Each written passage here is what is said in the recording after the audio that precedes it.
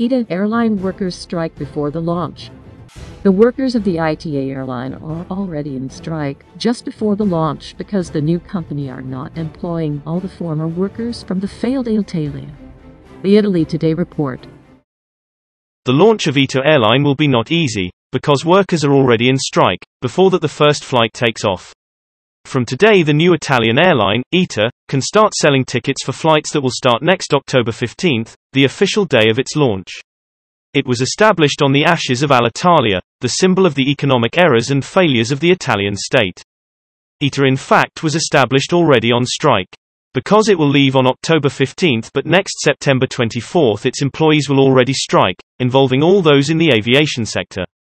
To tell the truth, while ITA was still an embryo it already went on strike a little, because on the 5th of August the Alitalia customer service staff abstained from work against ITA, which being a new company, albeit public, had decided to make a tender to offer that service instead of charging the 600 Almaviva employees who carried out that service from Sicily.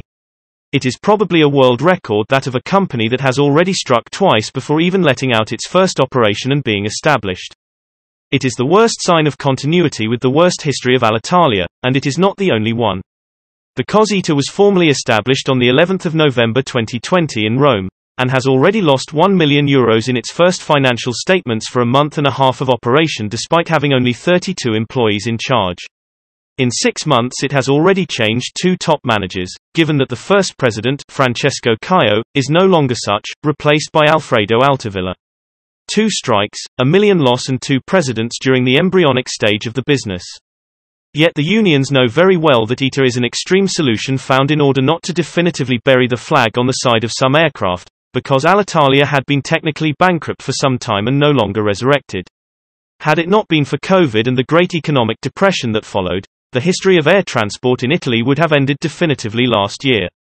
Instead, the EU has loosened some rigid links of competition rules and turned a blind eye and perhaps more, letting the establishment of ITA under the control and with the money of the treasury as long as there was no formal continuity with the insolvent Alitalia, nor with the old administration, nor with the company now to be liquidated, the Alitalia Cityliner.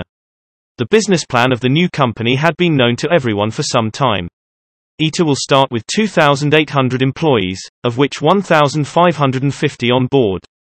If business will increase, the business plan foresees that workers will rise to 5,750 in 2025, that is to say in its 4th year of operation. Therefore it will not be able to absorb the employees of the old Alitalia, which are double the maximum figure imagined. Nor to absorb the related activities, and the only possibility left by the agreements is to participate in a tender to acquire the old brand and in the tenders to win the 2 maintenance areas as long as it remains the smaller shareholder. Rightly, the new managers are also looking for new staff for the marketing.